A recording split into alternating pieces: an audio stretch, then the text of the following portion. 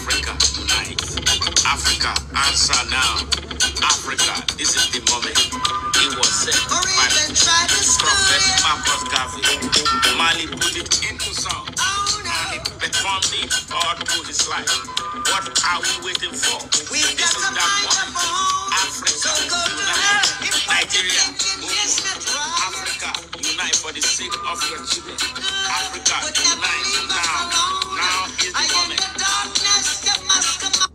Yeah, this is Robert Nesta Mali at one of his best performances in 1975.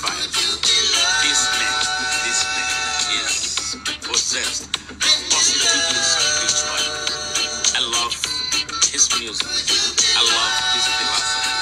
I love his global citizenship status. I love his love for Africa. He never stopped talking about Africa. Africa, unite. Africa, answer now. Africa, this is the moment. It was said by Prophet Marcus Garvey. Mali put it into song. And he performed it all through his life. What are we waiting for? This is that moment. Africa, unite. Nigeria, Africa, unite for the sake of your children. Africa, unite now. Now is the moment. Yeah. All right. Good morning, viewers. Good morning, brothers and sisters from Nigeria. Good morning, friends, fans, and followers from Africa and around the world. My name is Madu Ajaja. I'm the convener of Open Nigeria and Africa Unite, and the anchor of Nigeria Now at ONN and the Nightingale Radio International from Houston, Texas, United States of America.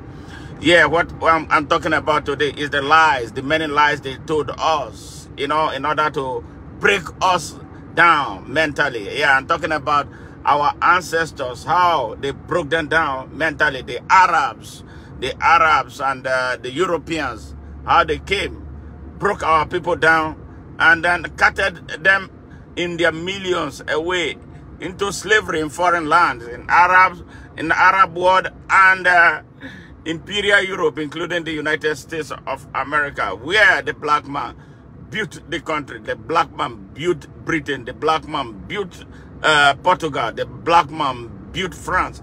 The black man built everywhere. And still, we are relegated. How did they do it? When you want to break a people down, when you want to enslave them, you break them down mentally. You give them the wrong education outside who they are. You distort them and make them less than human. So they'll be most vulnerable and susceptible to being controlled. And that is exactly what happened to our ancestors. That became generational. It is our duty. It is our duty as members of this generation to put an end to it and reverse the damage, the mental damage, and the economic damage, the political damage done us as a result of 5 major events, starting with slavery, colonialism, imperialism, apartheid, and now globalization. Africans, it is time for you to assert yourself. When we look at the history of creation and how man came into place, the black man, the African, was the first. Don't be fooled by anybody. We were the first. In fact, it has been genetically proven, scientifically proven, that man, the first man that was made, was the black man. Every other person, including the white man, the Arab, is an offshoot of the black man. So, but how did we become so vulnerable? How did we become that man, that race that is at the bottom, that nobody respects? Something happened, and it started with when people came, like for instance, how a young man called Mungo Park came from Portugal to come to claim that he discovered River Niger. The River Niger that our ancestors for millions of years have drank from, have taken bath in, have done agriculture with. You come from Portugal to come to claim that you discovered it. They put it in our history book. That is where the miseducation of the black man came. They put it in our textbooks. They put it in our academic curriculum. And we studied Mungo Park. You know when Mungo Park came to what became Nigeria? Our people, because he looked very different. He looked different from who they are. He looked different from the normal human being. Our people were carrying him. Yes, on their shoulders.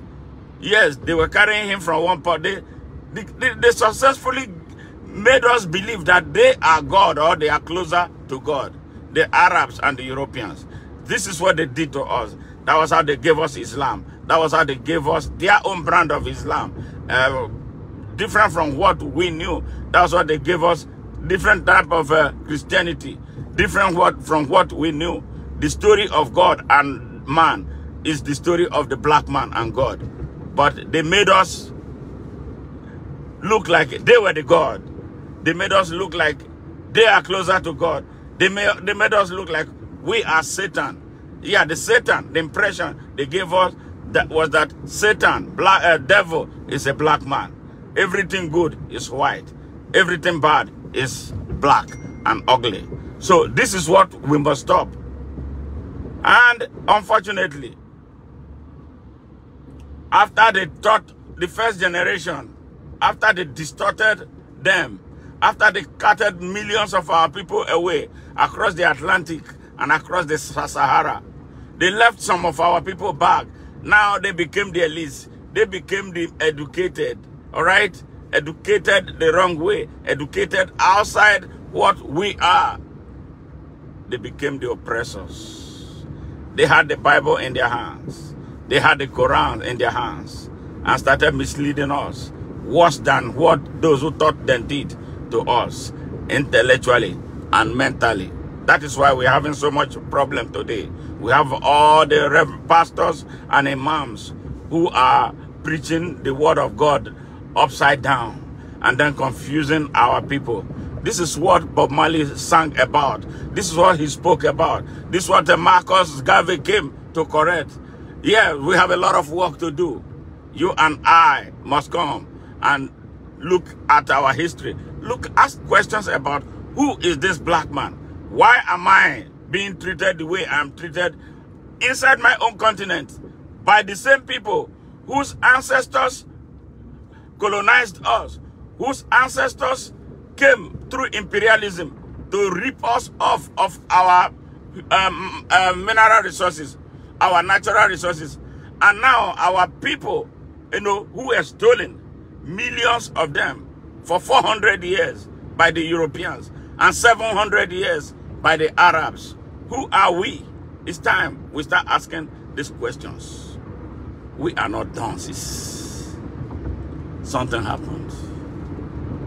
We were so naive. We were so welcoming. That's how they took us into captivity in their own land and in our own land. Believe it or not, Africa, the entire Africa, is a plantation, not owned anymore by the African people. And this is why it is important for us to unite now and repossess what they stole from us. They took it. Hey, Gideon, how are you? They took Africa from us, made us strangers in our own land. And when they took our ancestors away from Africa, they made them strangers in their own land. That is why Bob Marley said, though I've been with you for so long, I'm still a stranger in your land. Yes, that is a very powerful statement from somebody who is crying out against injustice.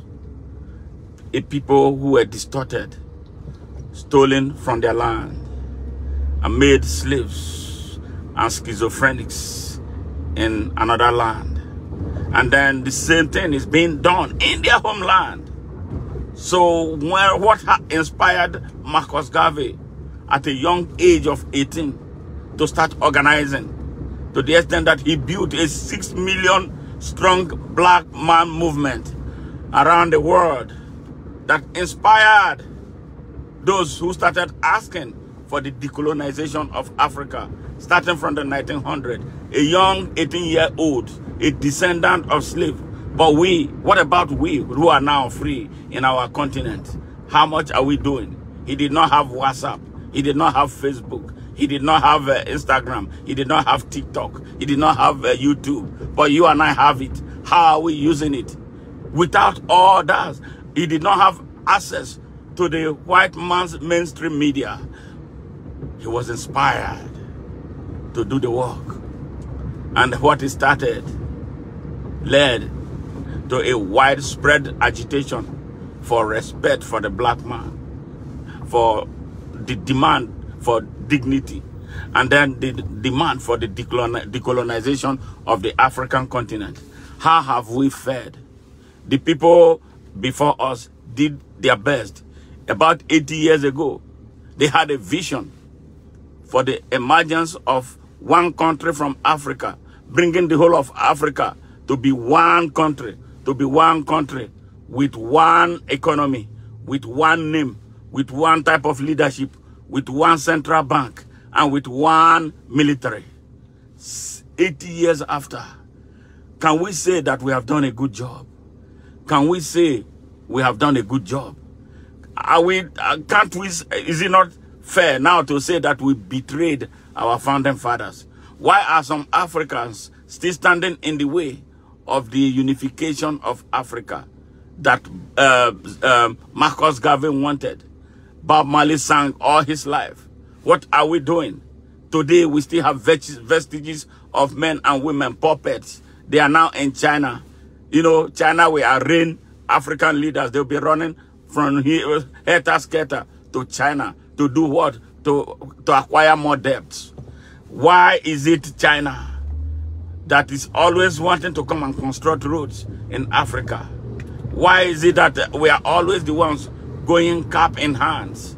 And that is why we call now that all the puppets in Africa be overthrown, and put revolutionaries who think Africa, who sleep Africa, who dream Africa, who are ready to actualize the vision of our founding fathers in positions of authority, so Africa can finally be free and independent, but ready to deal with the world as an equal and no longer as subservient slaves. Am I speaking to some people in Africa? This is why they came in the name of God. They came with the Bible. They came with the Quran to hold us hostage. They came and altered our minds. They stole our minds and made us look like we are strangers to ourselves. And indeed, we are strangers to ourselves. We have all these resources. Over 45% of the earth resources reside in Africa. What are we doing with it? We are only good at selling raw materials. We are not good at producing anything and taking it to the global market for sale. Every time we are calling America to help us. Every day we are calling for Britain to help us. It is only we that are the needy. It is only Africa that is always out there cap in hand begging for what we have that we should be using as a weapon to control the world. Africa is the most powerful continent. Africa is the richest continent on the surface of the earth. That is why there has always been the scramble to control Africa. Whoever controls Africa controls the world. Am I speaking to some young Africans? Forget about these colonial old ancestors still holding the continent hostage, holding it in trust for criminals from Imperial Europe and the Arab world. Now China has joined them. Why are we always the ones begging? Why are we always the ones begging? Young people of Africa, young Nigerians, am I speaking to you? You ask question. Why do you still have Bola Ahmed Tinubu as your president? He is lost. He's a product of the colonial past. He's not going to take Nigeria anywhere but to doom. And you see it. We are going back to the Stone Age. Can't you get angry Can't you wake up? Can't you get angry? That is why they took history away. Yes, they helped manipulate the removal of the study of history from our academic curriculum. So our young people will not know anything. Our young people are confused. They don't even know anything about who they are. They don't know anything about their origin. They are not even interested in studying. They are interested in having this cell phone, doing crazy things, instead of organizing, instead of building network for the liberation of Africa. When we talk to them like this, they think we are joking. We are not. We have not fed well at all. So, you mean our ancestors 100 years ago were better than us intellectually? They knew that we had a problem. This generation doesn't know the type of problem that we have. They don't listen to the right sermon. They are listening to liars. They are listening to exploiters. They think the Arab is going to come to help them. They think the European will help them. America is not going to come and help Nigeria. Never. America is driven, like any other imperial country, driven by interest. Nothing more, nothing less. They are driven by interest for their own people. That is why they will go 1,000 miles to wage wars with countries that have no borders with them. It's time. Africa, wake up. Young people of Africa, sever yourselves from what has held our people hostage in the past. Sever yourself from tribalism. Sever yourself from regional nationalism. Sever yourself from nepotism. Sever yourself from religious nationalism. They are all bullshit. See, your oppressors will only look for those things that will divide you and hammer on it. Why can't we wake up? Why can't we wake up and wake up for the good of our continent? Why can't we wake up for the good of our country? This is why we have been speaking. This is why Malema is speaking in South Africa. This is why we have Traore in Burkina Faso. This is why we've been hearing Patrick Lumumba shouting like who is that man in the desert and in the wilderness? Professor Isaiah. All of us are yelling and shouting. How many of you are listening to us? It's time. It's time. Why can't we? They came. They looked for something that will weaken us, and they harped on it. They used it to enslave us. They used it to make us poor. And that is religion. Religion. We had our own way. The Bible, let me tell you, the Bible was first written by the black man. You know that? That's the truth about the Bible. It is our book. Now we don't have any book. They seized it from us. Chinese, what do they have? They have Buddha. All right? That is their own way. That's their approach. That is their medium. Indians, Hindu. All right? Where is the African own? They stole it. They renamed it. The two books. They called one Quran. They called the other one Bible. They put economics and politics into it. Because they are always driven by economics. And nothing more and nothing less. All right? They brought it to use it to make us idiots. Now we are the ones using it most against ourselves. What have we produced from it? Poverty, mass poverty. We think like crabs. We think like worms, and they'll pull back and be laughing at us. You want to pray? You pray in a foreign language. You are not praying in your tongue. Something is wrong with you, and something is wrong with all of us. It's time for us to wake up now. It is in our hands. We have the vision, but you have the power of choice. God gave us choice through his dominion that he gave to us. What are we doing with that dominion? That dominion translates into our basic human rights. The right to life, the right to choice, the right to freedom of expression, the right to freedom of association, the right to choose what works for you as your almighty God. And at the approach, where is ours? The right to self-determination. Where do we have it? In Africa. Do we have it? We are the poorest continent. The richest continent with the poorest people. Does that make sense? It doesn't make sense. So this call is a call to action for us to stand up, for us to get up, for us to ask questions.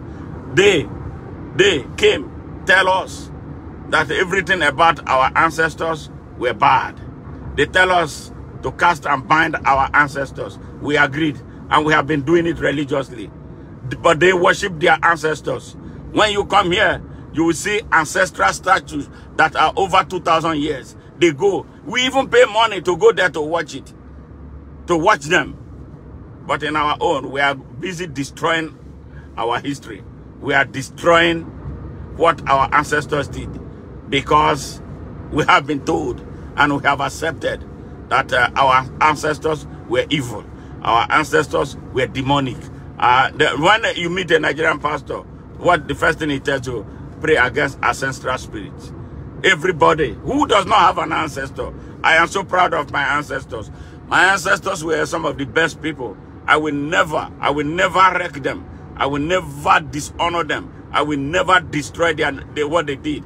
I know my father was good. I know those before him were good. So why should I, because any one stupid pastor came with a Bible that he doesn't know anything about, to tell me that I should destroy the name of my ancestors, destroy what my ancestors built.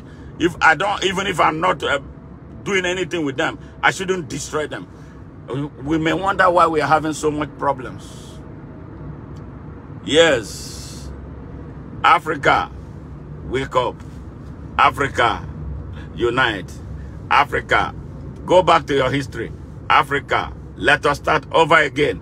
It's never late. We can do it. This time is the moment.